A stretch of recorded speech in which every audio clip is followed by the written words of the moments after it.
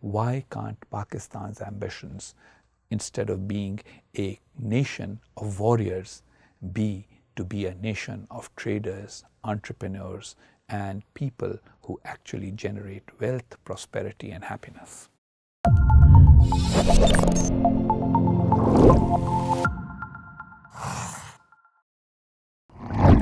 Ambassador Haqqani, thank you for coming to AEI. Pleasure being here. Yes. So let's dive right into your latest book, Reimagining Pakistan. And I guess the most obvious question is, why do you think Pakistan needs to be reimagined? Well, the most important thing to remember is that most of the thinking about or imagination about what Pakistan would be like has been done after the creation of Pakistan, not before. We must understand the politics of the subcontinent in the 1940s.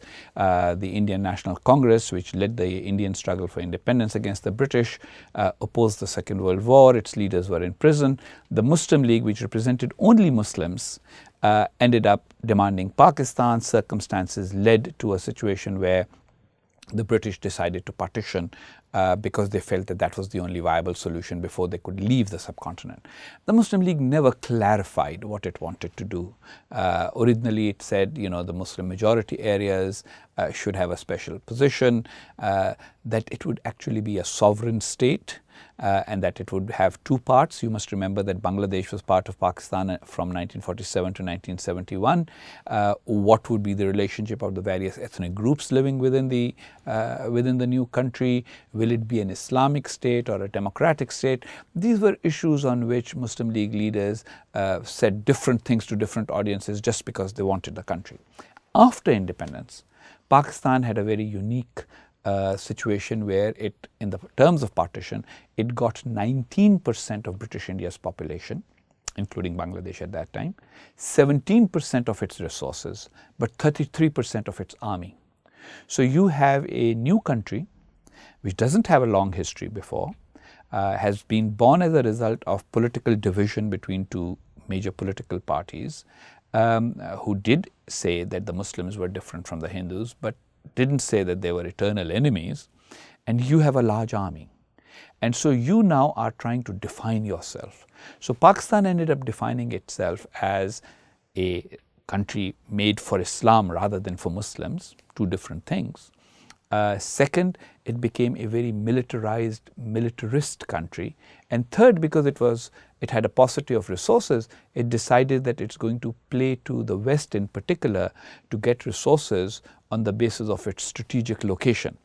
So my argument is that the imagination of Pakistan that was done after 1947 is flawed, because what it does is it gives Pakistanis only one national purpose, which is to define themselves in opposition to India and to always put the military on a pedestal. Now, militaries are important. Every nation needs them.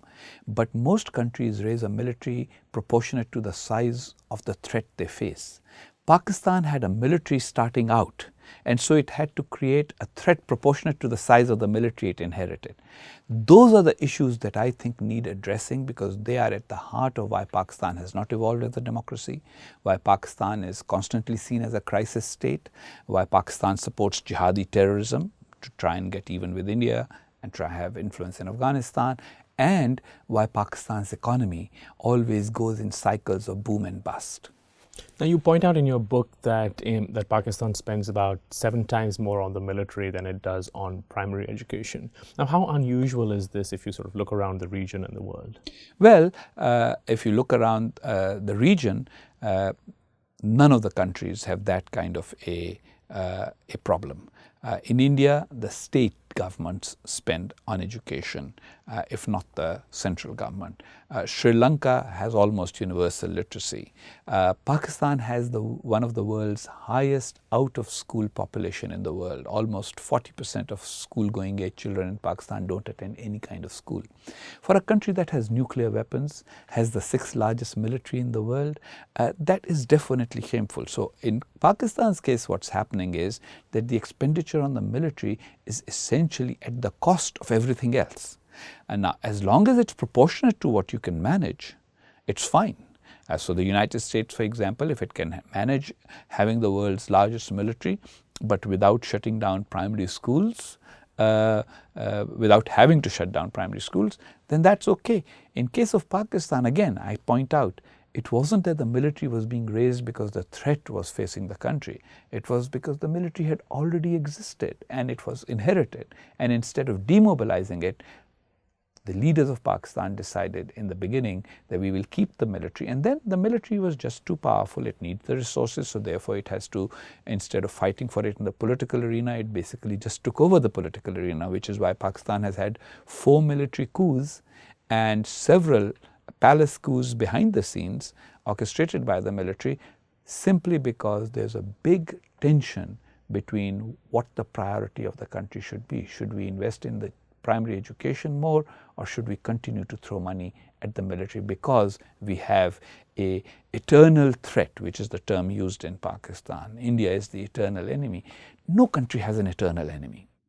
So let me play devil's advocate over here. Let me put myself in the shoes of a Pakistani general. So you have this new country that is created less than a decade after it's sort of first spoken about.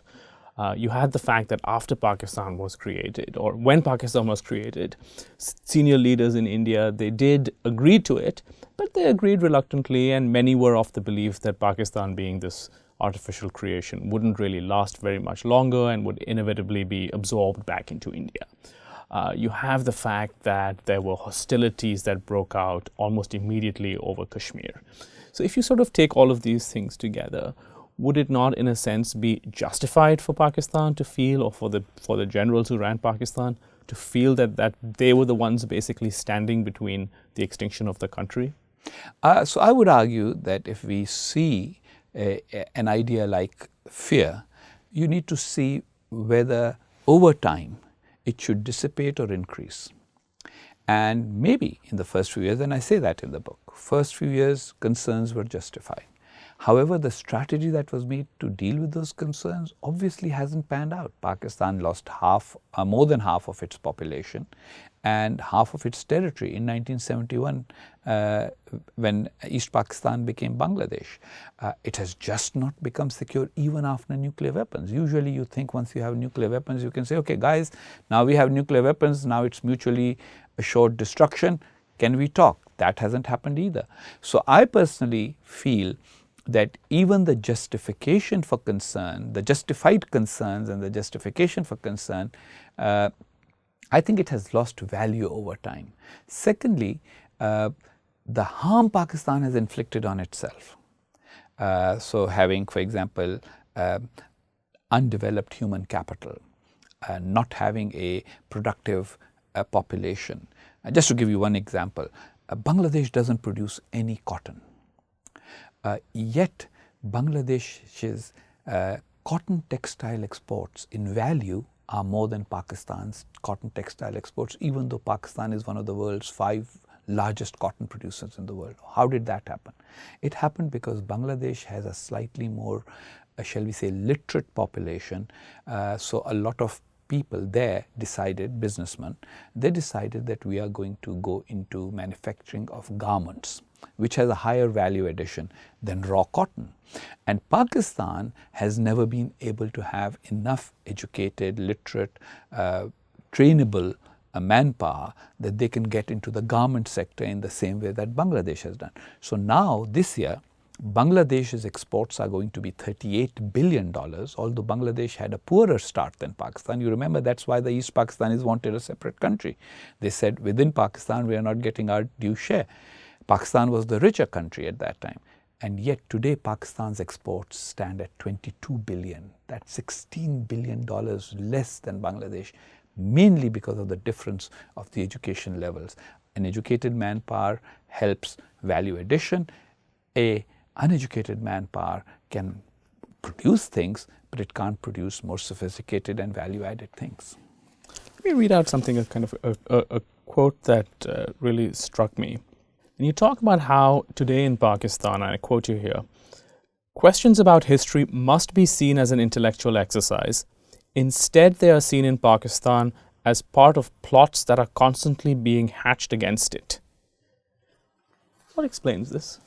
Well, over the years, when you have a semi-authoritarian regime, every government, especially military governments, justifying their power grab and their policies that don't necessarily benefit the ordinary person, you have to tell them there are threats to the country. Now, there are real threats. A real threat would be an army moving across your border, or a bomb going off in Islamabad, but that hasn't happened. In fact, ironically, each one of the 4 wars that Pakistan has had with India have been wars that have been started by Pakistan. It's not been that it's been attacked. So now you have people, that doesn't mean, of course, there's no threat. There is a threat, but you have to exaggerate the threat.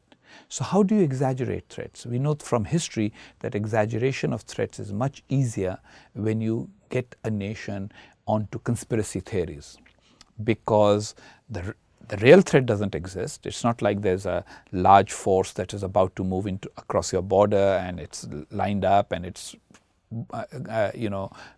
attacking you. Then what's the threat then? The threat is America is about to eliminate our nuclear weapons. Israel feels threatened by the Islamic identity of Pakistan. India, of course, has always hated Pakistan. And now the Afghans are conspiring to take back territory that was once theirs more than a couple of centuries ago. And they want the Pashtuns of Pakistan to tie up with Afghanistan. Normal politics where people are actually disagreeing about how the country is or ought to be run are portrayed as threats by conspiracy theories, and that is what's been happening in Pakistan. As far as history is concerned, because Pakistan describes itself as an ideological nation, children have to be taught that Pakistan always existed, if not in reality. The name Pakistan, as you know, was coined by a group of Cambridge students by using the first letters of the areas that were going to become part of Pakistan. It also means something, which is land of the pure, but it was like a clever thing done by students before anybody even seriously thought about it. There has been no country called Pakistan in history. So you can actually admit that. There are many other countries in the world that didn't exist before, and they come to terms with that. In case of Pakistan, there's a kind of a fabricated, manufactured, contrived historic narrative. Muslims and Hindus could never live together. As long as the Muslims had an empire in the subcontinent, it was fine. The moment we lost our empire and the British came in, we had to fight for independence of the Muslim majority areas. That does not explain certain harsh realities. India will soon have a Muslim population that might numerically be more than the Muslims of Pakistan or Bangladesh. What was once Pakistan is now 2 countries. And so this whole idea, and historically there's no evidence of a eternal conflict between Hindus and Muslims in the subcontinent. Or basically there were various Rajas and Maharajas and kings and monarchs fighting each other. Sometimes a Hindu king with a Muslim army, a Muslim king with a Hindu army, and things like that. So to overcome that, Pakistani school children are given a historic narrative that is falsified, and then to perpetuate it, anybody who questions that narrative is described as plotting against the country. Let's talk a little bit more about the anti-Americanism, because of course you've also written another highly regarded book, Magnificent Illusions, which looks at the US-Pakistan relationship over time. Where would you say, what's the state of anti-Americanism in Pakistan today in 2018? Pretty high. Not active, because the Pakistani military probably is trying to normalize ties with the American military. There's always been a component of the American military that thinks that it's important to retain relationships with those militaries with whom we've ever had a relationship. That said, at the general level, there is a kind of a feeling that the United States did not do for Pakistan what Pakistan has ever wanted. Fact is, on the American side, there's a similar feeling. $43 billion in aid, more aid than any other Asian country. Compare that with, say, $15 billion given to Taiwan, $10 billion to South Korea. Those countries have made something of themselves with the aid that America gave in the 50s and 60s. Pakistan has not been able to do economic wonders on the basis of aid. It has just become addicted to aid. On the other hand, Pakistan has not fulfilled American expectations. And Pakistanis yet are told that no, it's America that's at fault because it did not help us in our wars with India. It wants us to do more against the jihadis, but then it also doesn't understand why we have jihadis. It does not help us on Kashmir. And now it has a much better relationship with India. And since India is Pakistan's eternal enemy, anyone who has a normal relationship with India has to be hated in Pakistan. Now we're, of course, heading into an election. What's the kind of landscape looking like to you? So this is actually less of a free and fair election than Pakistan has ever had. Ever. The reason is that the two major political parties, the Pakistan People's Party and the Pakistan Muslim League, that are the traditional parties that have contested elections since 1970 and have become significant, both of them have evolved into being very critical of the Pakistan militaries and the Pakistani deep state, the ISI's narrative on certain issues. The Muslim League was especially in its present incarnation under Mr. Nawaz Sharif, was the creature of the military. The ISI supported it as a means of countering the Pakistan People's Party of Benazir Bhutto, which was considered left of center. Even though the PPP has moved further and further to the right to accommodate the military's demands, the military just doesn't trust it. And it does not trust now Mr. Nawaz Sharif because it thinks that he wanted a more normal relationship with India. He was willing to give in to the American demands in relation to Afghanistan. He doesn't think very highly of the jihadis anymore, even though he supported them in the past. So the candidate who seems to be favored by the military is former cricketer Imran Khan. Now, there are 3 or 4 things about Imran Khan that must be remembered. He has been in politics since 1997, 21 years. Never won an election in any significant way. Last election, big push to 2013, got more seats than ever. Portrays himself as an anti-corruption candidate. Corruption is endemic in Pakistani politics. It's not the only country where there is. But he basically is closer to the military's view that corruption is more important to deal with than terrorism. And then he also has sympathies with the Taliban that he has vowed. Only today, Fazlur Rahman Khalil, who was one of the Pakistani signatories of Osama bin Laden's call for jihad against the United States way back, he has announced support for PTI. So it's quite clear that there is a kind of a jihadi Taliban Imran Khan nexus, which suits the military. As does the rise of religious political parties. Why? Because the military will then be able to argue in its interaction with, say, the Americans or others, that look, we want Pakistan to be moderate, but we have political forces at work in our country. And so to get there, there has been a huge amount of censorship of the media, which you have read about. There was an article in the Washington Post by the publisher of Dawn, which is the establishment newspaper. Now, if you have to censor the establishment newspaper, then you're definitely doing a lot of censorship. Several people have gone missing. Pakistan has one of the highest numbers of enforced disappearances of any country that calls itself a democracy. Political parties are being re-engineered. So, for example, Mr. Nawaz Sharif was disqualified by the Supreme Court. Now, I have nothing against somebody being disqualified under law, but usually a trial precedes disqualification. He was disqualified first and put on trial later. And instead of the case moving from a trial court to the Supreme Court, it was first heard by the Supreme Court. And the Pakistani Supreme Court right now is headed by a Chief Justice who meddles in everything without reference to law. He says, I am the law, more or less. And he is definitely being backed by the Pakistani military and the intelligence services and the deep state. So what we have is a very controlled environment.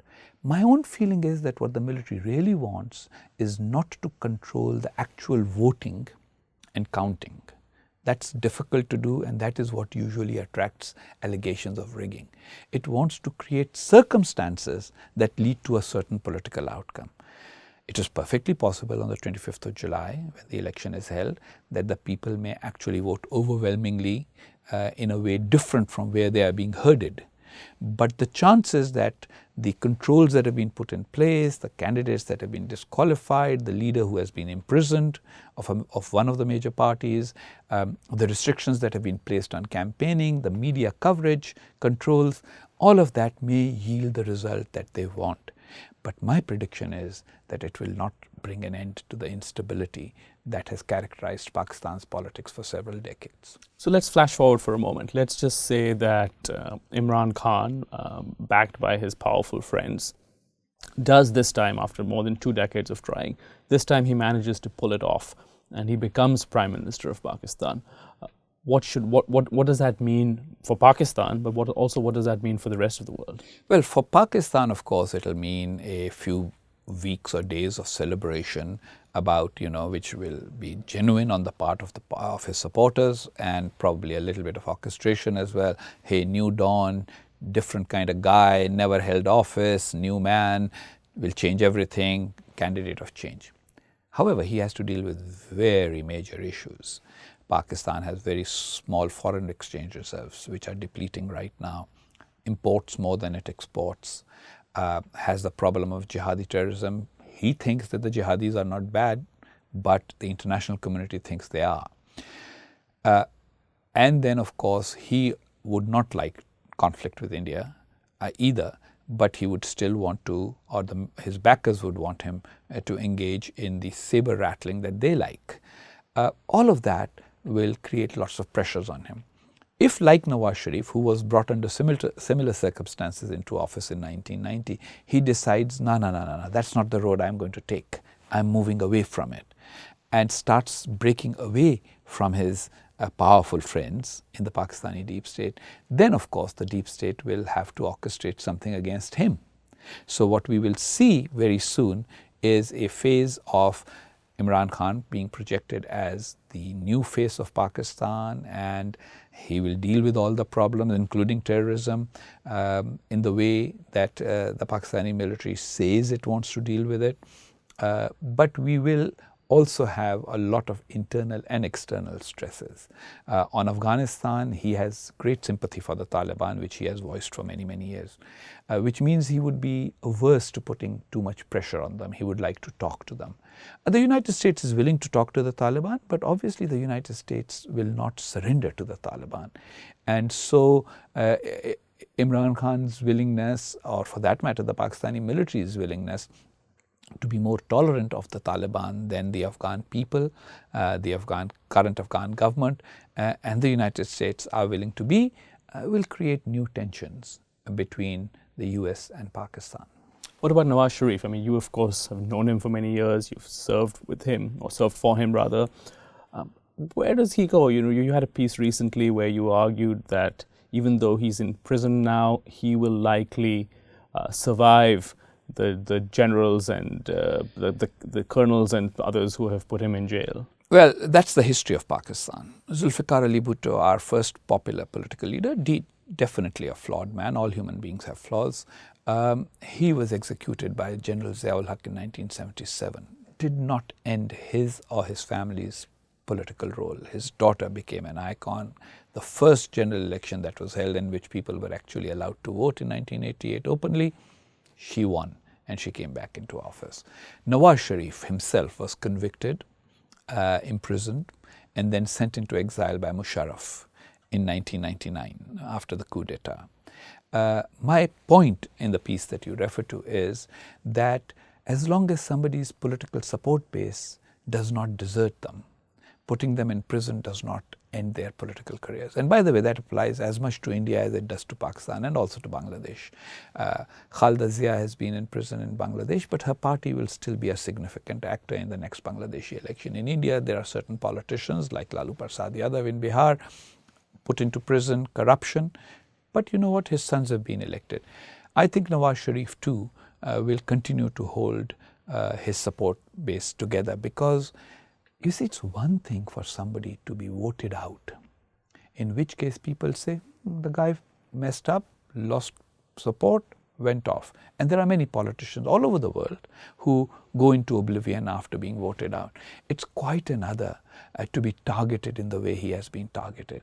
That makes people say, yeah, he's corrupt, But he wasn't punished for corruption. He was punished for looking the military in the eye.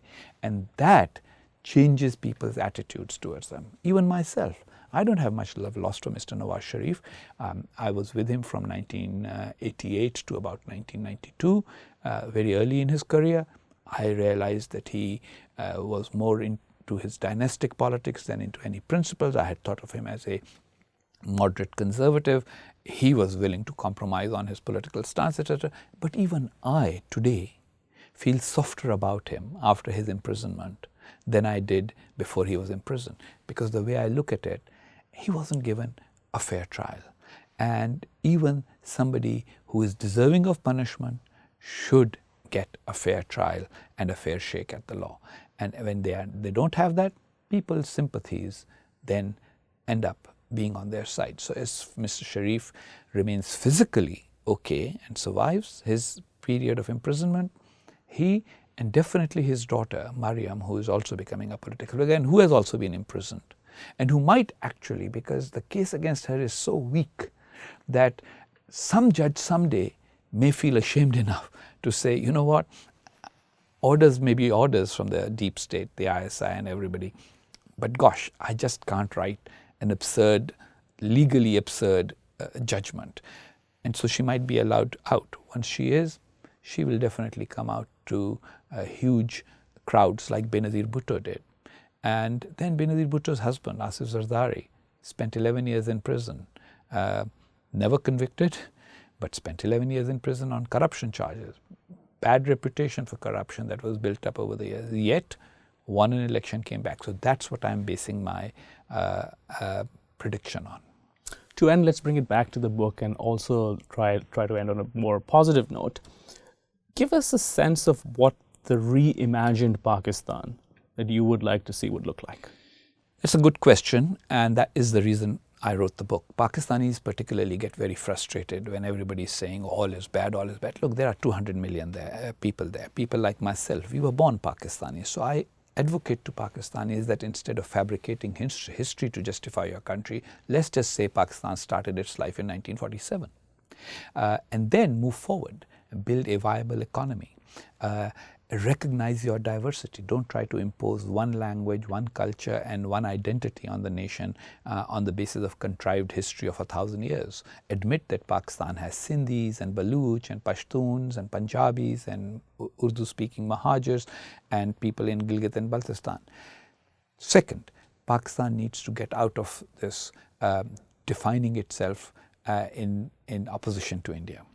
Yes, Pakistan has some disputes with India which need to be resolved, including Kashmir, but many nations have disputes and they still move on and have normal relations. In fact, Canada and the United States still have some outstanding disputes, by the way. And yet, Canada and the United States don't maintain large armies across each other's borders. They have open borders, and that's what Mr. Jinnah, the founder of Pakistan, said he would like India and Pakistan to be like. Building Pakistan's economy will require better relations with India. No one wants to invest in a nation that is permanently at war. Third, Pakistan needs to deal with the jihadi problem, and that requires totally delegitimating them, totally delegitimizing them, saying there is no purpose for which jihad is allowed. Kashmir, not Kashmir, influence in Afghanistan, nothing. Fight them effectively. Use the military to fight them. The military has to fight them even when even if it applies to groups that previously were supported by the Pakistani military. Fourth, invest in education. Build the human capital. 200 million people, half of them under the age of 21. Young population. A young population can be a boon if it is trained, educated, and employable. It's a disaster if it has no skills. And lastly, try to rationalize the ambitions of the country. It may be a nuclear power, but it can't be bigger than its economy. It can't be more important than its population merits. I give the example that Belgium is a similarly new country in European terms. It emerged in 1830 with half the Flemish population and half the Walloons, French-speaking and Dutch. Yet Belgium didn't spend all its life thinking of how to vanquish France or take over the Netherlands. Except in the World Cup. And the World Cup is fine if Pakistan had a great football team, which it doesn't, unfortunately, and beat India. It would be great. When Pakistan and India play, I always root for Pakistan in cricket, which is not a game followed by too many people around the world, except former British colonies. But my point is, have a healthy competition with India. Don't breed hatred. We may actually, and look at other countries, what they have accomplished. Where Korea was in 1950, where it is now, South Korea. Why can't Pakistan's ambitions, instead of being a nation of warriors, be to be a nation of traders, entrepreneurs, and people who actually generate wealth, prosperity, and happiness? On that hopeful note, thank you very much. Thank you. Hey everyone, that's the end of our discussion with Ambassador Husain Haqqani. Thanks for watching. If you enjoyed what you saw, remember to like the video or leave us a comment. And be sure to check out the rest of our videos and research from AEI.